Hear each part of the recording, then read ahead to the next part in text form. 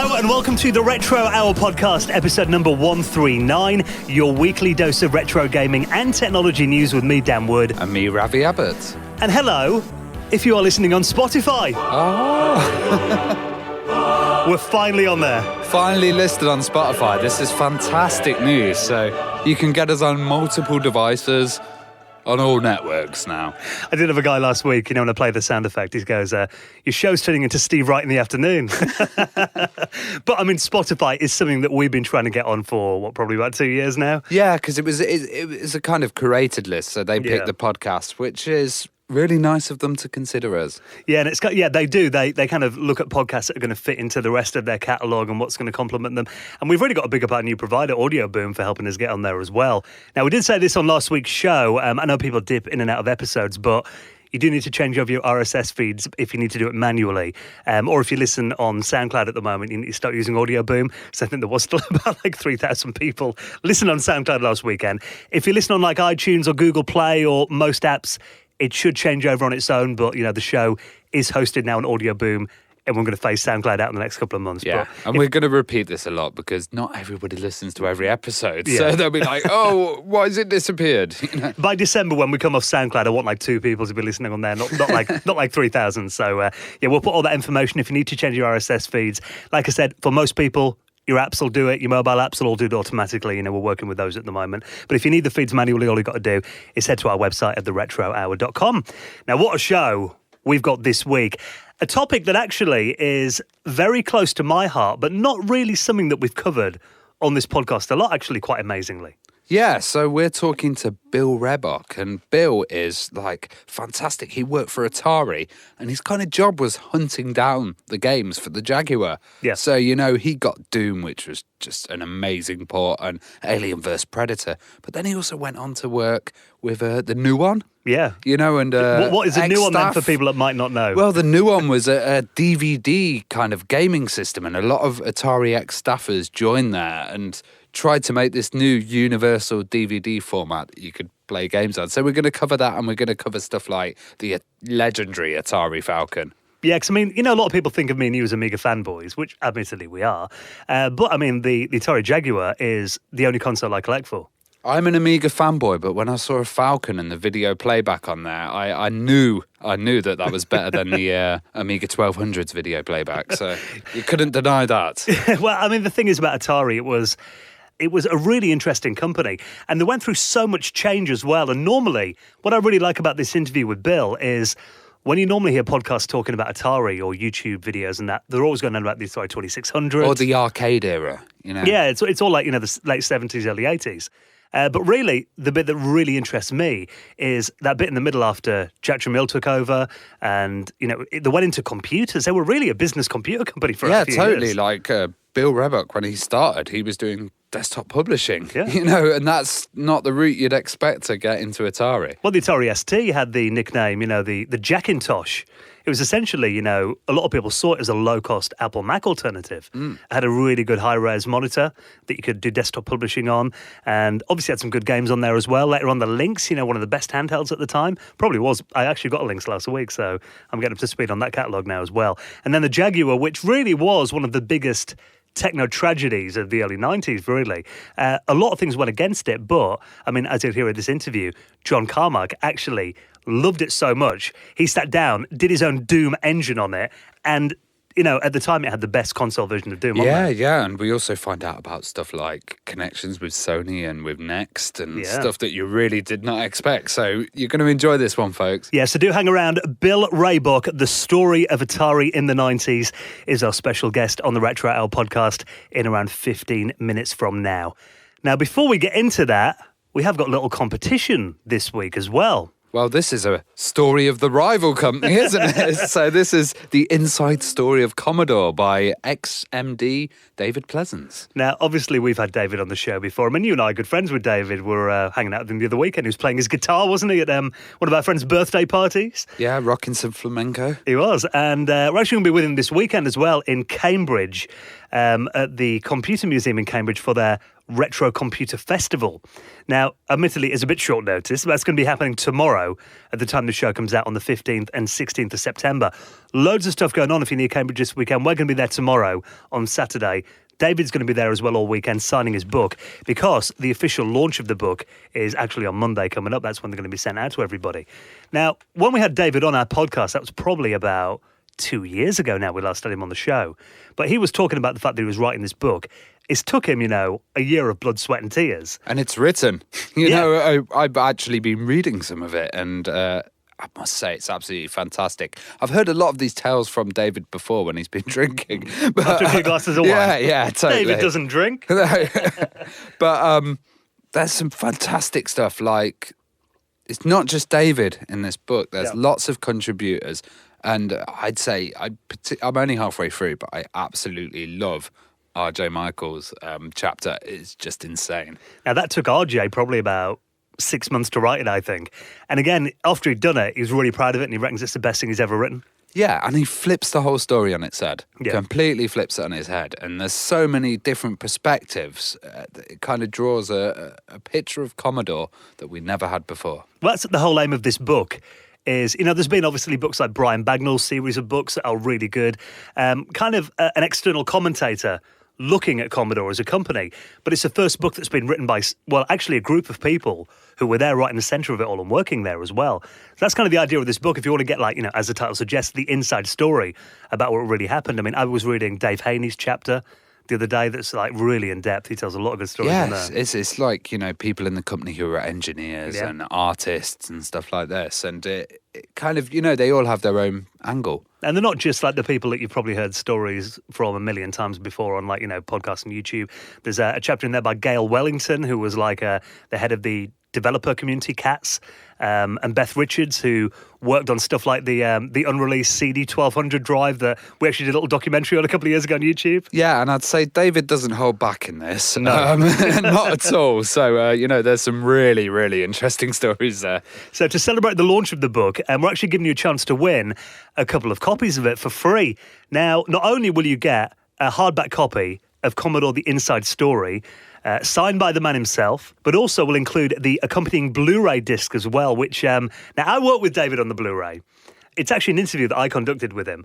The original idea was that it was going to be an hour long. It's turned out it's about an hour and 40. There's a lot in there.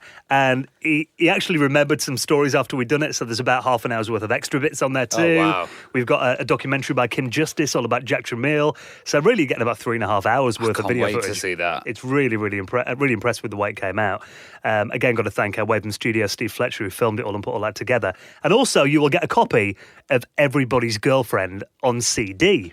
Which was a kind of a strange thing where David made an Amiga-based band, right, that kind of sang songs about Amigas. Well, this came out, it was after the Amiga, after Commodore closed down. He made an album in, I think it was 1995. I don't know if you people do remember seeing him at, Amiga shows, selling it the year after Commodore went under. And essentially it was an ode to the Amiga, an entire album. It's not computer music, but I think he used an Amiga 4000 to tie all the studio together, and there's a track on there dedicated to J Minor, and this has been out of print since 1995, but he's actually got them repressed again. So if you've never heard the album, it's actually a really good listen. So we'll give a few copies of that away as well. So essentially what you'll win is a copy of the book, copy of the Blu-ray, and the CD as well. And we've got a few CDs for runners-up as well. So if you want to win, all you got to do is head to our website at some point in the next 7 days. Now, theretrohour.com, you'll find a little form there. Fill in your details. No question or anything like that. Just put your name in there, your email address. And we're going to close the competition next Friday night. So that'll be Friday, the 21st of September at midnight. After that, next day, we'll pick out a few winners at random from a randomly generated list. We'll get back in touch with you. If you're selected, you'll win a copy of the book, Blu-ray and CD. So you can get the entry form and all the terms and conditions right now on our website at theretrohour.com. Now, we'd like to thank our donators, because without our donators, this show doesn't go ahead. We've kind of got costs and, websites. I'm doing the new website at the moment, actually, and it's actually progressing, isn't it? Slowly. We've been saying that for about 6 months, but we are getting there. We're slowly getting there. But again, we said this the other week, it's really for the cost of a cup of coffee. once a month, you could keep this podcast going into 2019. We've got some very big plans for the next 12 months of the show. So your support is really, really appreciated. So thank you so much. If you've made a donation, and any amount, big or small, all you've got to do is head to our website. You'll find PayPal and cryptocurrency links on the front page of the retrohour.com. And for doing that, you will find your place on our high score table, the Retro Hour Hall of Fame. Just like Greg Girk, Magnus Espiona, Richard Legg, and Christopher Nelson, who all made donations into the running of the show, and you can do the same at theretrohour.com. Now, before our Atari special with Bill Rehbock, we've got a few stories we just want to cover this week. Did you ever think that you would see Portal on the Commodore 64? No, I did not. And it's interesting because Portal's a 3D game. Yeah. And this is a side-on kind of platformer. Yeah. Well, I mean, Portal, anyone that has played like puzzle games over the last decade will know about that game. By Valve, 2 games in the Portal series. I'm a big fan of Portal, actually. I think they're great games. I think they're great. I did get a bit travel sick from them, but I think they're great, and I love the music as well. The cake is alive. Yeah. Well, the thing is, I mean, obviously a very, very famous game. But now, this is a little tweet that we spotted during the week by Jamie Fuller. Now, there's a few guys involved in this as well. Del Seymour, who's a very good Commodore 64 graphics artist. They've actually done a very faithful 2D side-on game of Portal on the C64. Now, there's a little clip they released on Twitter. It's only about a minute long, but it shows you a bit of the gameplay. And looking at it, all the physics are kind of there. So, with Portal, you shoot it's like a blue one, isn't it? And a red portal. Yeah. And you walk through one, you come out the other side. And you kind of get it transports you to different parts of the room or kind of, yeah. And you get blocks and stuff that can fall through it and all that. You've got to get around walls and that kind of thing. So from this really small clip that we've seen, they do demonstrate that, shooting a portal into a wall, coming out another part of the level and that kind of thing. That's so cool. So it looks like it'll actually work really well. So they've had Atari for the 2600, Portal for the C64. When are we going to get Crisis for the Spectrum? That's what I need to know. Someone's going to take up that challenge now. Yeah. Jim Bagley will be listening. Hang on a minute. So, I mean, we've always said on the show, we love it when games that really should not be on these platforms eventually turn up on there. And the thing about it is, I mean, companies like Valve, I imagine, will look at this and be like, oh, that is neat. They're very rarely get arsy about it, do they? Love that, yeah. And apparently there's even a little rumour that it might have mouse controls on there as well. So nice. If the joystick, you're thinking, how's that going to be quick enough to do these kind of intricate puzzles? But yeah, that's really cool to see Portal on an old school system. So we'll keep an eye on that. And when we get a release date, we'll of course let you know. Probably have a little play on YouTube as well, no doubt. Another game that was actually from back in the day that we never thought would see the light of day. Obviously, Psygnosis, what a company they were. Psygnosis were absolutely huge, and they were such a good publisher on the kind of Amiga, on the Mega Drive, and then they moved on to the PlayStation, and they were one of the only companies that moved on to the PlayStation that kind of still kept relevant and did amazingly cool titles like Wipeout, obviously. Wipeout, of course, but really fun stuff like Shipwrecked as well. And I've been playing quite a lot of early Psygnosis games, Destruction Derby. All of those. Well, this game was called Hardcore, and it was basically Lost. It was created by DICE.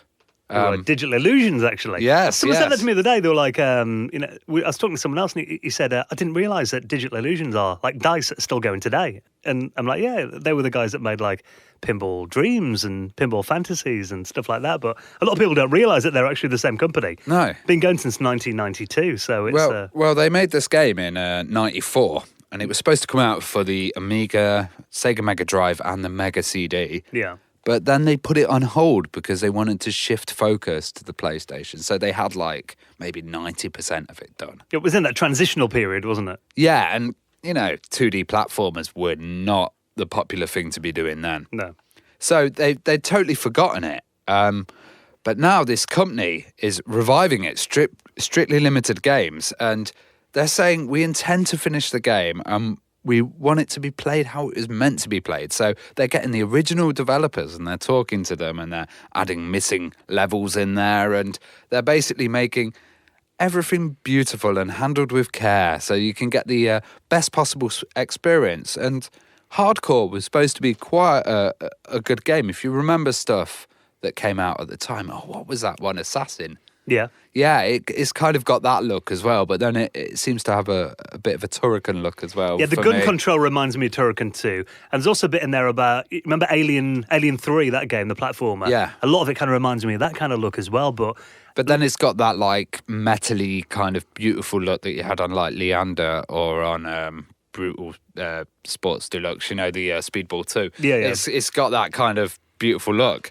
But they're saying it's basically going to be released in 2019 on the PS4. Yeah. And on the PlayStation Vita, which is pretty cool. Yeah, because the Vita doesn't get a lot of love these days, actually. No. But that is awesome. The fact that they've found this game that was kind of lost in time makes you wonder. Because, I mean, you're right there. That was such a change over time, wasn't it? Like, kind of between Amiga, Mega Drive, Super Nintendo, and then PS1. They kind of changed everything, and so many companies fell by the wayside. I mean, we did a panel with Mike Montgomery, the Bitmap brothers, didn't we, at Play Expo a couple of weeks ago, and he was saying that they just couldn't really keep up. It was like development costs went up. It was the same with Sensible as well. Sex, Drugs, and Rock and Roll. That project really kind of held them back, and I guess maybe wise decisions like dropping this title might have saved them for a while until they got enveloped by what was it? Sony. Sony. I mean, you're right. Because the Bitmap brothers, Mike was saying that by the time they got, Chaos Engine 2 released onto the market, they sold like a few hundred copies. It was like nothing. Yeah. I think it's like 4,000 copies. Yeah, it wasn't very many at all, and they lost a lot of money on it. And looking at it, it was a bad timing thing, really, wasn't it? With hardcore, had that game come out in like '92, that would be on the level of like something like Turrican name, yeah, or Strider or something. It looked really cool. And the fact they're doing it for the Mega Drive as well, it wasn't just like a a Mega CD, Yeah. So very interesting to see it. I'm looking forward to playing it, actually. It does look a really fun game. So cool. I just need to get a PS4 now. You're going to buy one just for this game? No, probably a Vita. Yeah, you can get those in CX for about 90 quid. Well, now, I think it's probably going to the Vita as well, because a lot of people use emulation stuff on the Vita, and it would just fit in nicely with that. You could probably run an Amiga emulator on there and then switch over to hardcore, I think that's all anyone uses the Vita for these days. Hack it to death. Although I would like to see this on the Switch. I think that would be good on the virtual console on the Switch. Yeah, that would be awesome. A really good fit, actually. So if you want to check out the trailer, I'll put that in this week's show notes. And everything else that we've been talking about at theretrohour.com. Now, just one more story before we get into our interview with Bill Rehbock all about Atari in the 90s. This caught my attention in the week. Apparently, you can no longer get your PlayStation 2 repaired in Japan. Yeah, this is absolutely crazy. Like, the PlayStation 2 was released in 2000. Yeah. And 18 years ago. 18 years ago, and they've been keeping this repair service alive in Japan. I would think that Sony would have dropped something like that because they wanted them to all break so people would upgrade. Yeah. You wouldn't imagine they want you to keep a PlayStation 2. Surely they'd rather you bought a PS4 these days. I mean, you can buy a new one for 20 quid. It's mad, though. The Japanese PlayStation clinic has shut down. But I just can't believe that. Maybe it was so popular in Japan because it was the first DVD system. Yeah. And that may be why people are keeping them alive, because it was the cheapest DVD to get at the time, wasn't it? It was. Yeah. And that's the thing. I mean, the PlayStation 2 is outright the biggest selling games console of all time. Yeah. And there are millions of them out there, millions and millions of them. I mean, that's one of the good things about the PlayStation 2. It is actually a really good system if you want to get into retro collecting. It is, and you can install a hard drive on there, and you could also play backups, but I used to see some ridiculously crazy stuff back in the days. There was this one where you replace the CD front, and you basically had this slot in there, then you put a credit card in, pulled it right so it kind of locked onto the thing, and then forced the CD drawer open. That sounds healthy. And then put the disc in and closed it. And that was sold as like a kit for your PlayStation. It was crazy. I remember some people would get a kit where you'd slice the top of the PlayStation open to do the swap trick on the fat PlayStation. Because I remember some people had like top lids on them as well and stuff. Yeah, crazy. Maybe that's why they need repairing, because people have been ripping them to bits all these years. But the reaction on Twitter, a lot of people have been like, they've pulled the plug in it now as well. One guy tweeted here, he goes, as of today, the PS2 and I have got something in common. We both died. But it's like, the fact that... I'd just be like, why were they doing it? Why were they still spending money on repairing a console that's so old? But apparently they weren't doing PS3 and PS Vita repairs still, only PS2, which is like, does that mean the PlayStation 2 outlived the PS3? Which maybe they just forgot about this department, and there's these guys just working around like, have we still got a job? I don't know, it's 2017. Let's see. Well, they've got 155 million PlayStation 2s out there. I suppose that's quite a lot to repair, isn't it, if anything goes wrong? But as of now, rest in peace, PS2. I'm sure we've said that on the show about 4 times now. It's mad, though. I still find this crazy. It's like, what, was Sony trying to cement the reputation of the PS2? It's like already sold worldwide massively. Yeah. There's no need. About time they let it go. But I still find my PS2, but it is such a great console, isn't it? But the thing about it is, I don't think I'll probably ever play every PlayStation 2 game, even that I own in my life, let alone. So you can get them for so cheap. I mean, I was at a game shop the other day and they're selling them off for like 20p. All I'm saying is Burnout Takedown. That was such a good game. My cousin's little boy, I guess he's like my half-cousin, he's only like 6 years old, and they've given him a PS2 because they thought he was a bit young to get like a modern system. But we were playing that game the other day, actually. So, he's a big PS2 fan, so I always enjoy going around and playing it. Yeah, I love the Burnout series. Yeah, what a console. So thank you for checking out all the news in this week's podcast. We'll have more for you next Friday. If you are coming along to Cambridge, we are going to be at the Retro Computer Festival this weekend. We'll put links on our Facebook and Twitter at Retro Hour UK. Don't forget, if you need to manually listen to this week's show, do it on Audio Boom, not SoundCloud. We're moving you over there. Find all those links and everything else we talked about this week, and you'll get all that on our website, theretrohour.com. Right then, let's get into the story of Atari in the 90s. Talking about the Jaguar, the Falcon, the Lynx, lots of stuff you've not heard about before, with this week's special guest, Bill Rehbock. You're listening to the Retro Hour podcast, and it is time to welcome on this week's very special guest. It is one for the Atari fanboys this week. Please welcome to the show, Bill Rehbock. Thank you for joining us. Hi, Ravi and Dan. Thank you so much for coming on. Now, obviously, we did mention in the lead-up to this that we are both big fans of the Jaguar and the Falcon and systems like that we can't wait to get some stories from you. I mean, before you started working at Atari, I mean, how much of an Atari fan were you? Well, that was the home computer that I kind of grew up on. Back in 1978, to date myself a bit, one of my friends in high school, his neighbor ran security at McCormick Place, and the summer consumer electronics show was going on, and we had kind of gotten recruited to do a little summer job work to work at McCormick Place and help out with the Consumer Electronics Show. And we were assigned, fortunately, or just by fate, I guess, to help out with the Atari booth, and it was make sure that nothing's getting stolen during the night or whatever. But the folks from Atari had said that if we wanted, we could play on some of the computers that were there, or the Atari 2600 systems that they had set up. Star Raiders had just gotten introduced, and I wound up playing Star Raiders for, I don't know, many hours across the the course of the evening.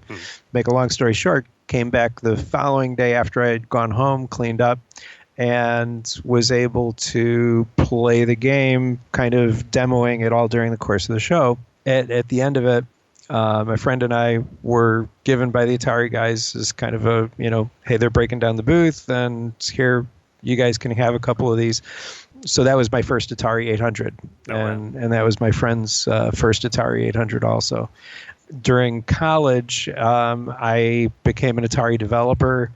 As things progressed, I realized that this whole Atari thing with the SLM 804 laser printer for the Atari ST was a pretty amazing setup, and I had a consulting business, mainly PC focused, selling things like Ventura Publisher, which was a really, really expensive piece of software for the PC, but based on DRI's GEM version of the operating system for the PC. So I was very familiar with GEM in the first place on the PC side of things, but had a lot of clients that also wanted the kind of tried and true WordPerfect and Microsoft Word and such. And for those customers, I introduced them to the Atari computer because a 520 ST with the SLM 804 was cheaper than buying a PC with Ventura Publisher, of course. It had that lovely high-res screen mode as well, didn't it? That was good for DTP. The 10-inch or 12-inch black and white paperwhite monitor was fantastic, right? And it was like half the price of an Apple, because Atari had chosen an MS-DOS file format for the floppy disks. It was very easy for people to take the disk from the PC and pop it in the Atari, and then be able to do their desktop publishing over there. That's one thing people often forget, just how expensive PCs and Macs were around that time. Oh, exactly. And I was selling among the first PC clones, back in the day, and often I would order PCs from PCs Limited, which was the precursor to Dell, right? So I'm unbeknownst to me at the time, I'm ordering computers from Michael Dell in his dorm room, in Texas, right? But they were still very expensive compared to the cost of the Atari, as well as ease of use and everything else, right? So I had clients that would take their WordPerfect documents, move it over to the Atari, do their desktop publishing, make it look nice, do their newsletters and things like that. And bottom line is, I wound up being one of Atari's larger value-added resellers in the U.S. Ultimately, what wound up happening was Charles Cherry, who was the head of developer relations at the time, had left Atari to take a job with Yoast Group, which was the beginning days of Autodesk. Antonio Salerno, who was his boss, gave me a call and said, we were looking for somebody to head up developer relations at Atari, and your name kept coming up. So I thought I should give you a call. Would you be interested? And ultimately, took the job, moved out to California between September of 1990, and then fully moved out in February of 1991 with my wife. But as the PC clone market kind of got more and more entrenched, and I can remember Trammell saying, it's going to get tougher and tougher because the margins are getting squeezed really really skinny. Hey, let's go ahead and do our last run at a gaming system. The timing seemed pretty right, and that's pretty much how Jaguar was born. What's quite interesting to me there is, though, people often think back on Atari and they always talk about the game systems and kind of regard it as like a games company. But I know for a while Jack really did try and reposition it as a computer company for a few years in the late 80s, didn't he? Oh, yeah, very much. And, and the amazing thing was the team at Atari Germany, Alvin Stumpf and Norman Kovalevsky was head of developer relations there. And Dr. Hans Riedel was also heading business relationships and developer relations.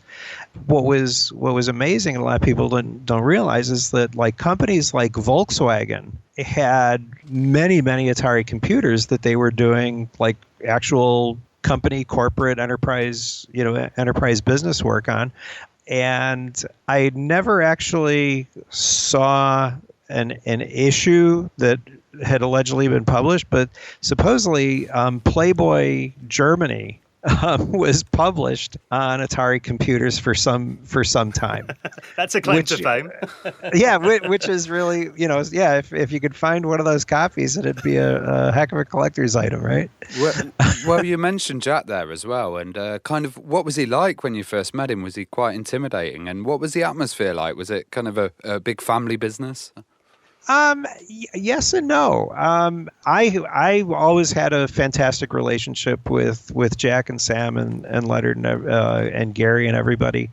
And the thing was that, Jack was a brilliant guy who could arrive at a conclusion way faster than almost anybody in the room. And that was intimidating for a lot of people because, he would be kind of at the end of the story as everybody was still playing catch up, right? But my favorite anecdotes about Jack was that shortly after I had started, I was told that I was going to be going to CeBIT, and I was, the new guy, had come in from Chicago. it was a situation where I didn't officially have an administrative assistant, quite yet or anything like that. So I arranged my travel arrangements really quick through a what was known at the time as a bucket shop that did discount airfares. They were sort of the equivalent of Priceline and such, but back in the 1990s, before the internet, before Al Gore invented the internet. And so I got what I thought was a very good deal on a plane ticket to get over to ultimately to Hanover. And Jack wanted to know why I was making my own reservations. I said, well, I was just kind of trying to scramble because there's not a lot of time and really quick.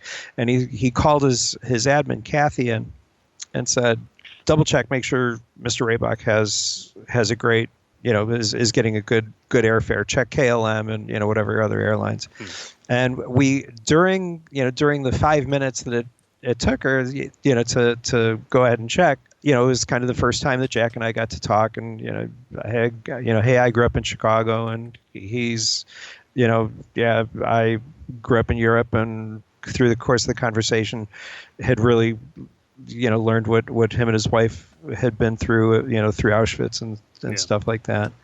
Kathy, and then the funniest part about it was Jack what I thought jokingly had said, and by the way, if this airfare that you got is better than what we can get for you, I'm going to buy a ticket for your wife to go too. And I was like, yeah, okay. And he said, but I can't remember exactly how it came out, but it was something like, but again, tongue in cheek, he says, but if you if my airfare is cheaper, then you pay for the airfare or something, right? And I'm like, and he said, are you willing to take that bet? And again, the cocky kid from Chicago is like, yeah, okay, sure, why not? I bet he loved that though. Yeah, oh no, right, exactly. So, and lo and behold, my airfare was cheaper. Thankfully. So on my very first business trip with Atari, you ask about, was it kind of like a family business? Well, my wife got to go, so for me it was. But the other thing that was really fascinating was the great relationship that Sam Trammell had with like Iri Majiri from Sega, for instance. And Sam and I went to Tokyo on a business meeting, and we're meeting with the head of Sega, and it was so funny because as the video game industry progressed, there used to be the sort of wars between Tom Kalinske at Sega and Howard Lincoln at Nintendo and things like that.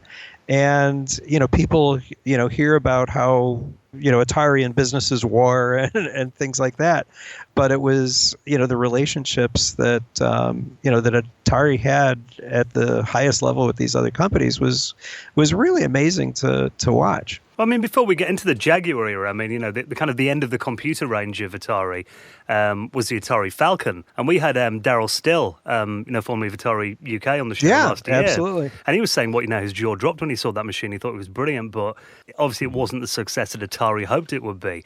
I mean, when did you hear about that machine originally, and what did you think of the Falcon? Obviously with the TT-030, it was great, having the Motorola 68030 in that, and the VME bus expansion, which a couple different companies, actually mostly in Europe, built extension graphics cards for and things like that. But when the Falcon came out, it was the combination of the 68040 CPU, but more importantly, as well as the Motorola 56K DSP that was in there, right? And here was Atari making lightning strike twice, where the original Atari 520, 1040 and Mega ST competed with Apple.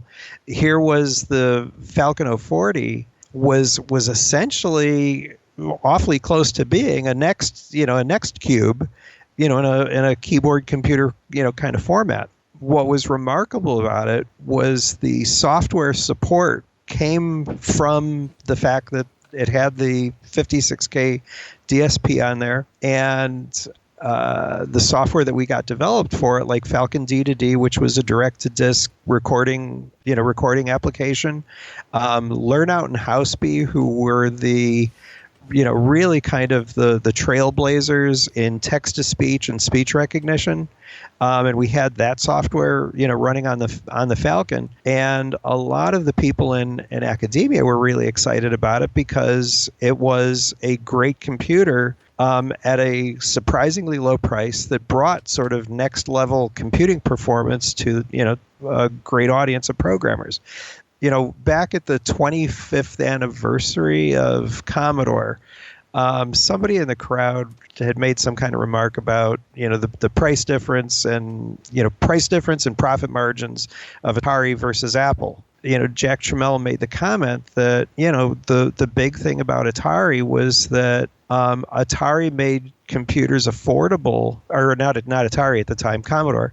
So back when Jack was CEO of Commodore, the Commodore had done a great job of making computers available to many more users because the price was so much lower than Apple. Computers for the masses, not the classes, I believe he used to say, didn't it? Absolutely, precisely. And sort of that's what the Falcon was all about. Now the funny thing was that, it happened to be at a time when the Intel 486 was coming along, and the 486 with a math coprocessor and things like that. Those just wound up being so dirt cheap that it was hard for Falcon, and obviously it ultimately was difficult for Next to even be able to survive.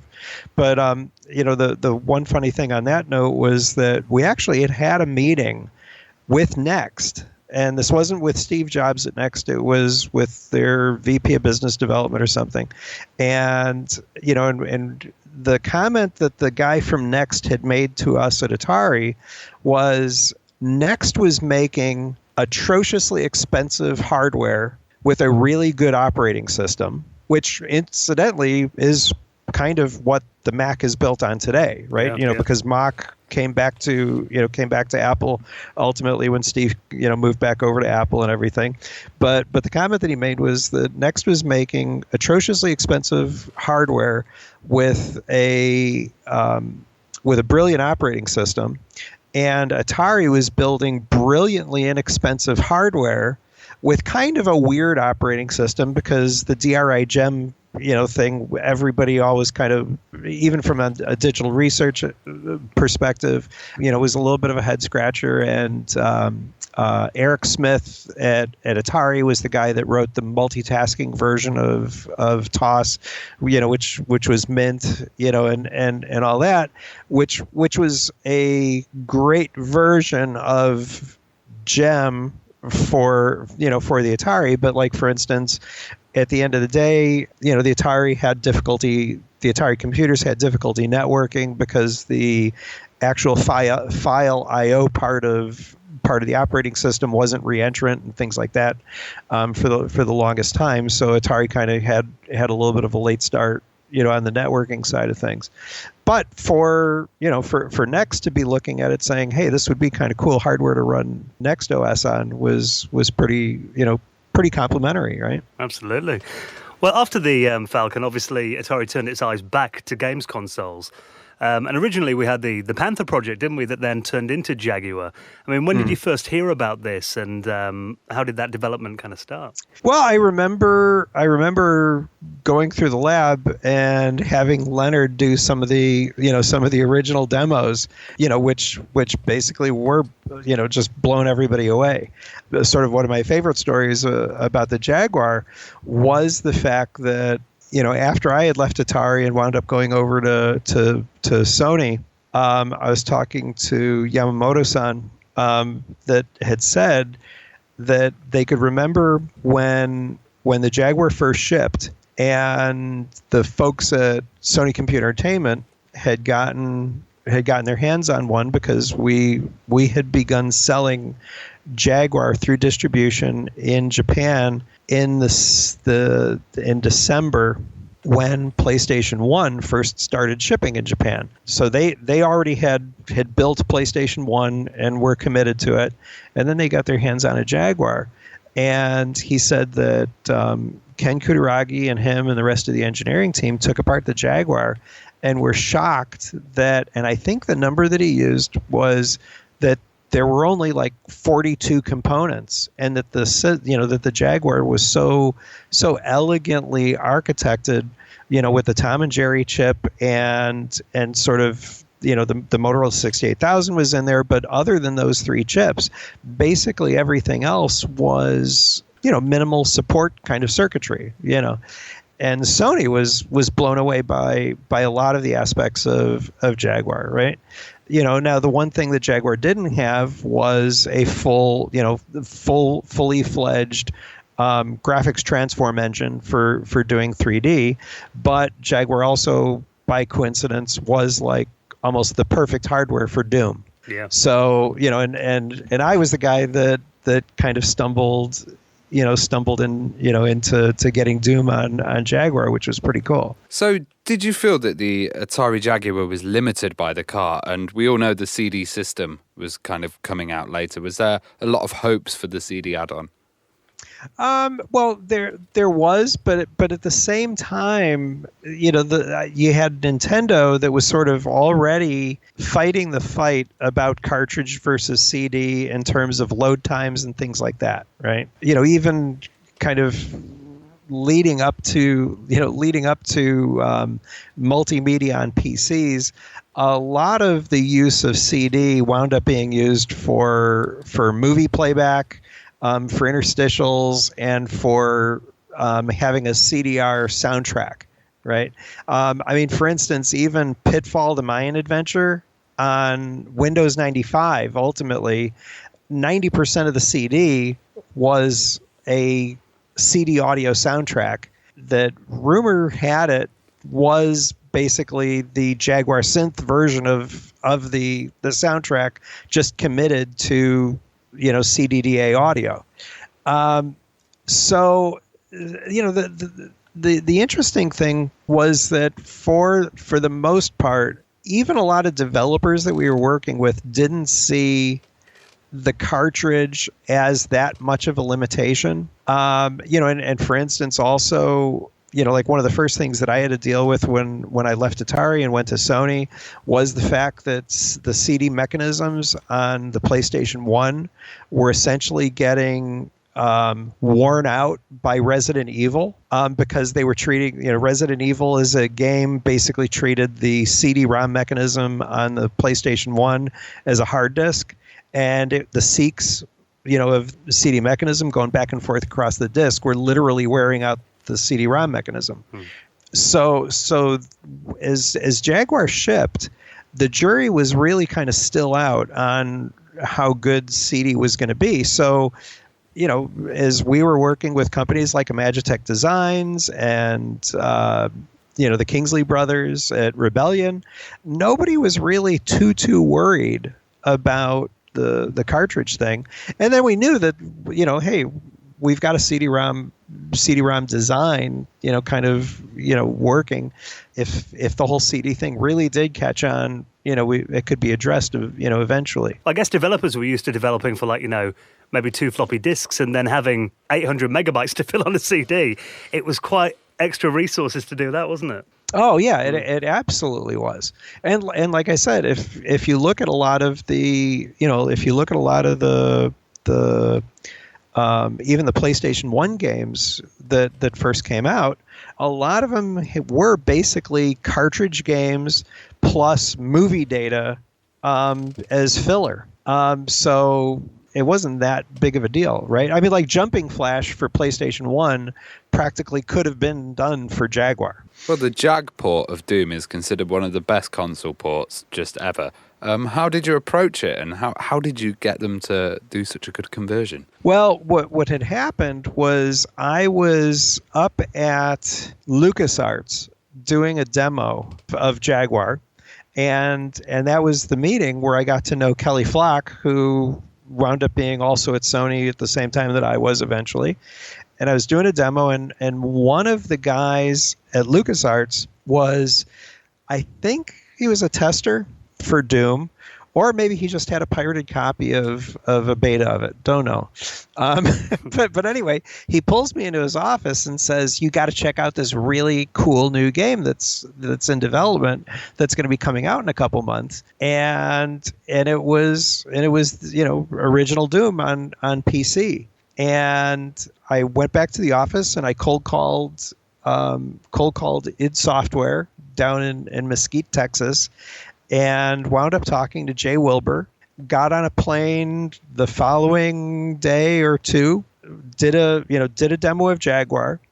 And the one complaint that John Carmack had about Jaguar was he wished it had more RAM. He wasn't so much worried about the cartridge space, but he wished it had more RAM. And at the time, part of the pitch about Jaguar was that it could do kind of pretty cool procedural textures and things like that, whatever. And he said, I'm not a big fan of that, but give me more memory and a good artist, and I can do wonders. But what was really funny is that ultimately John wound up so enamored with Jaguar that he wound up taking advantage of the CRY lighting model to be able to do the really, really good shading, down the hallways in Doom, which wound up actually being better than the PC version. But John, bless his heart, wrote his own compiler for the TOM chip. He had a little kernel that swapped code segments into TOM and ported the entire Doom engine to Jaguar pretty handily. But the best part of the whole project was that it was like on a Friday he had submitted one of the major milestones for Doom, put it up on a server for me to download, and I'm looking at it. And then Monday morning I had sent him an email, with a couple comments about that build of Doom, and then he said, "Oh, and by the way, take a look at the server. There's a little something up there for you, because I'd put to bed the milestone release that I sent you on Friday, and I put a pile of discs in my CD changer, and after a couple, like an all-nighter and a half, you'll see what I built." And Wolfenstein was up there. Now, we had not done a deal for Wolfenstein, right? So, it's like, wow, this is, and it was fantastic. It's a great version on the Jag. Yeah. So it was like it was amazing. And for a long time, it was the last console version of Doom that John did, because John did not do the 32X version. Sega basically was forced to do the 32X version of Doom. I can't remember who did the PlayStation version of Doom ultimately, but it wasn't John, and to my knowledge, the version of Doom on Jaguar was the last console coding that John kind of single-handedly did for a while. That was a great advert for the Jag as well, because I remember seeing it. Obviously, we've had Rebecca Heinemann on the show before, and the 3DO version was fraught with disaster. But when you compared them side by side, that was the best advert for the Jag that you'd see at the time. Oh yeah, it was absolutely amazing. So that was a lot of fun and pretty cool, and we got a great deal on Wolfenstein, because it was like, hey, I finished the game. Would you, are you interested in publishing that also, right? So another title that we just can't miss out is Alien vs. Predator. So that was one of the main games that really attracted me to it. How did that work out, and how did you get the deal for such a huge title? Well, I can't remember. I don't really recall exactly how the licensing for it went, but the bottom line was that Atari, because of the Atari connection into Warner Brothers, had a lot of good, there was always a lot of good relationship on the movie studio side of things. And I don't, if you remember on Atari Lynx, we had Batman and a couple other movie properties that showed up on Lynx, like Bill and Ted and stuff like that. I got to give credit to John Scrutch and his guys managing, the relationship with Rebellion and Jason and Chris Kingsley, who were a relatively little studio at the time, but a shout out goes to them because Battlezone that they did for PSVR and is one of the earliest VR games right now is one of my favorite VR games still. But doggone it, those guys did such an amazing job. The audio team in Sunnyvale, James Grunke and the guys that did the sound effects and the background sounds and the breaking of bones and all of that are all of the things that did such a fantastic job of contributing to the creepiness of that game. Oh, it was a really scary game, actually, I thought. Yeah, exactly. So. And it was a system seller as well. I mean, I knew kids at school that wanted a Jag just to play that game because it looked so good. Oh yeah, exactly. And the whole, the amazing part about it was that was the beginning of the Alien versus Predator franchise, right? Which still holds up, today. Well, were there any unreleased titles that have been in development for the Jaguar that kind of went by the wayside that you remember? Yeah, frankly, at this point, there were a lot of titles that still get talked about on the message boards and things like that. Varunas Forces was a title that I was very much looking forward to. There were a couple other racing games in the wings. Miracle Designs had already started on kind of a sequel to Atari Carts, that would have been cool if that would have been released. Oh gosh, I feel bad because I can't remember the name of it, but the space game that Scott Legrand eventually did release, right? So it got released after the fact, but and that there's one where as Atari was winding down and selling the IP to Hasbro back in the day, it was Leonard Trammell that was instrumental in getting all of the necessary IP released into the public domain, so that so that those games and so that all of the homebrew stuff for the Jaguar could be done. But I at the time I had introduced Leonard to Scott Legrand. And Leonard was the guy that was gracious enough to make all basically what is known now as the Jaguar homebrew scene exist, be able to happen legally. Well, I've been collecting for the Jag for a couple of years now. It's in fact the only system I really collect for. And I did get a game that's kind of a bit of a holy grail for Jaguar collectors recently, and that was Atari Carts. Which is actually pretty expensive now. I think I got mine for about £150 off eBay. Oh my goodness! Wow. I haven't told my wife that, but yeah, I'm sure I'll listen to this. But what was kind of the background on that? I mean, I imagine it was response to Mario Kart on the SNES, but that was really interesting concept. Having even the naming, the fact that it was called Atari Carts. Well, yeah, and from a tech standpoint, Philip Haukeet and Peter Vermeulen at Miracle Designs. Had gotten their dev kit and just, kind of seeing what it could do and seeing how much they could stretch the capabilities. And they sent over to Jay Patton and I a Mode 7 emulator that essentially emulated the Super NES Mode 7 graphics on Jaguar, which everybody looked at and was like, wow, this is pretty cool. And they were like, yeah, we think we could kind of do a combination of F-Zero and Mario Kart, right? And that's really kind of how the spec of the game, came to be. I think I can take credit for it being my idea to sort of incorporate Bentley Bear and try to kind of pull some of the other Atari IP, into the game. And we did a couple different treatments on the characters, and thought keep it kind of cutesy, and we had already done we'd already had Doom going, that introduced Atari to Joseph Lieberman.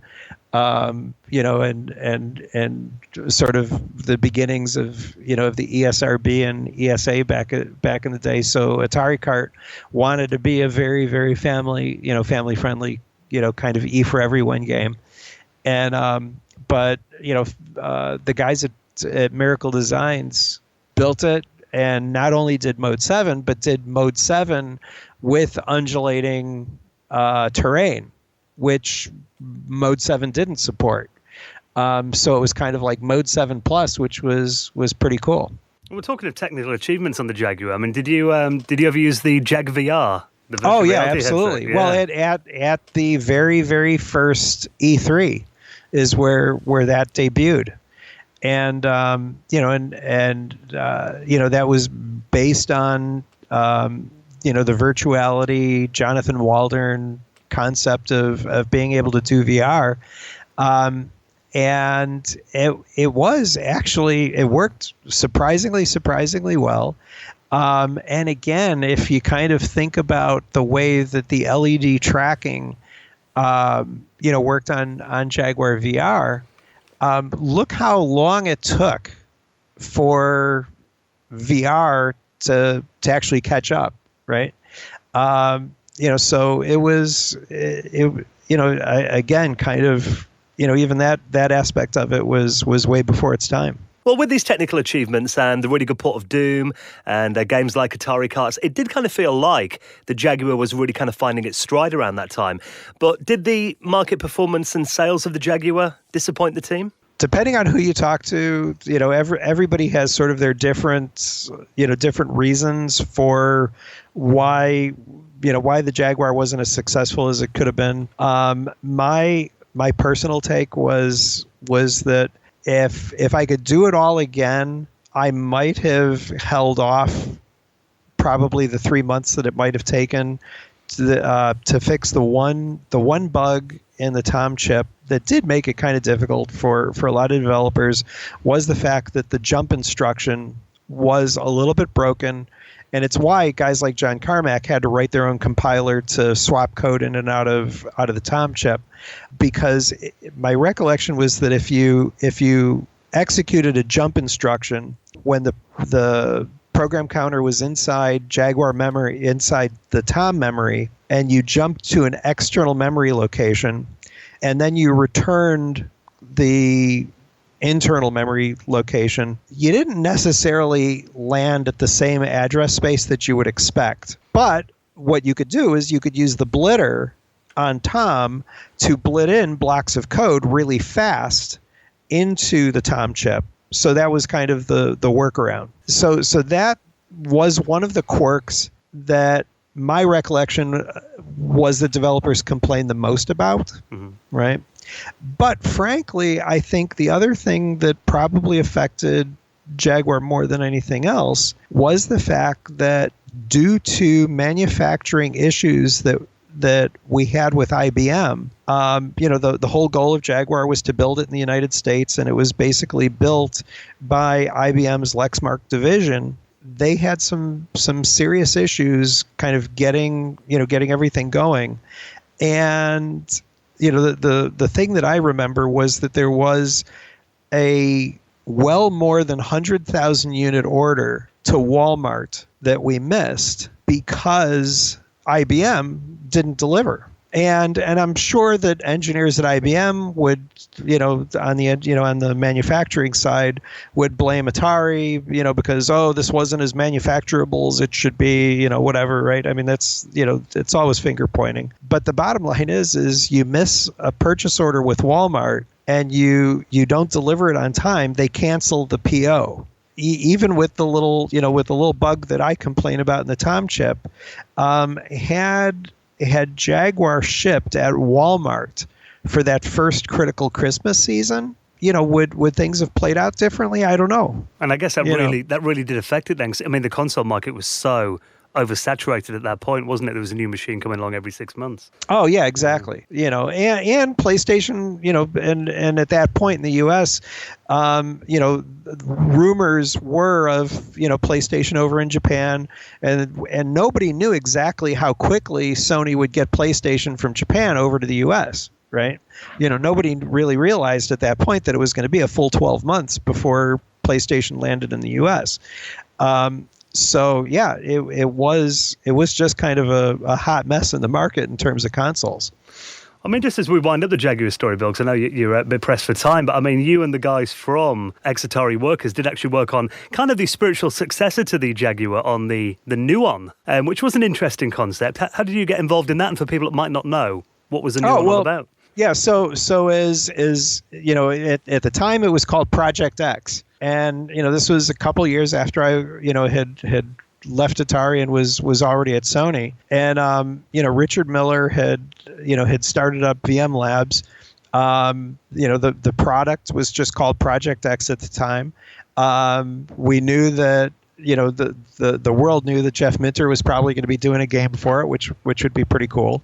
But the other really, really important part about it was the notion of DVD was like in its infancy, right? And even to some extent, there were competing DVD formats that were still sort of being worked their way through from Sony. So Sony had their format, that was essentially an extended version of CD. Toshiba and Warner Brothers were promoting what would become the DVD standard. There was a company called DivX, not to be confused with the with the streaming compression format DivX. Mm-hmm. There was a company called DivX that wanted to do their version of disposable discs that you could basically rent a movie and then throw the disc out because it could only be played once and things like that. So in the consumer electronics space, it was very interesting. I had been working at Sony for a couple of years at that point, had gotten to know what it was like, working for a Japanese consumer electronics manufacturer.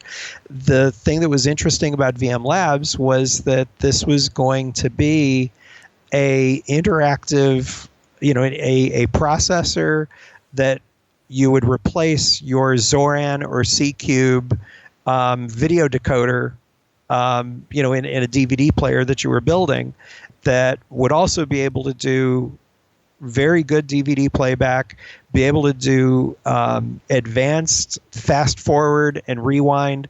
I mean, the thing that was kind of remarkable about VM Labs Nuon equipped DVD players was that you could do like super slow-mo, and you could, for DVD players at that time, to be able to play at 1.5x speed with pitch-corrected, fast-forwarded audio was an amazing kind of thing that it's interesting because in the streaming space, everybody has kind of abandoned a bunch of those really amazing features that Nuon had. And a lot of those features that Nuon had would work streaming content like Netflix, right? So imagine if Netflix allowed you to do a fast, smooth shuttle forward or rewind so that when you skipped a spot or you wanted to watch it again, be able to do that. So again, VM Labs was kind of way ahead of its time, but the interactivity of it was pretty cool too, and we wound up doing Merlyn Racing, which was the sort of spiritual successor of Atari Carts. Jeff did another version of VLM, the virtual light machine, that was just incredible. And the games that we wound up doing for it actually stood the test of time for over 6 months that I paid attention to as VM Labs had gotten sold to Genesis Microchip and was basically out of the Nuon business. Nuon DVD players actually did continue to sell, and the software for them continued to sell for over 6 months at places like Best Buy. Which was a testament to the developers that made those games and the capability that it had. But back in that day, the idea was that a DVD player that you bought from Toshiba and a DVD player that you bought from Samsung and a DVD player maybe that you bought from RCA should all be able to play the same interactive content. which is weird because it's a place that the video game industry still seeks to get to. In the meantime, Microsoft is still making their own thing, and Nintendo's still making their own thing, and Sony is still making their own thing. And I was pleased recently that Jeff did a new version of Tempest for the PlayStation 4 as well, because not many people have played Tempest 3000 on the new one, but it was such a good game. Yeah, absolutely. Yeah, we had to go with Jeff's homemade rotary controller, which was so cool. And then I just actually bought a couple months ago one of the rotary controllers that one of the guys on Facebook is selling. So you can actually buy a rotary controller for Tempest today for, I think it's like $70, which is right in the ballpark of a game controller for a regular console still. That works fantastic with Tempest. So that was really fun to find and got me playing Tempest again. Have you still got a Jaguar then, and do you play that at all?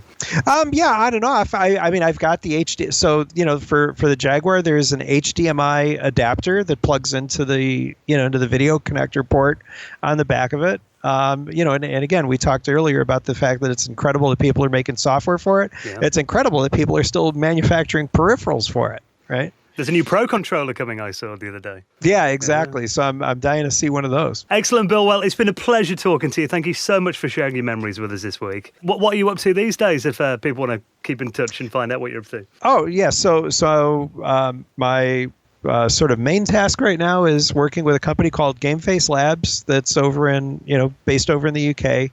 And we are using the NVIDIA Tegra TX2 SoC in a standalone VR AR headset that will be affordable, should be available for developers right around the first of the year, commercial product for holiday 2019. And the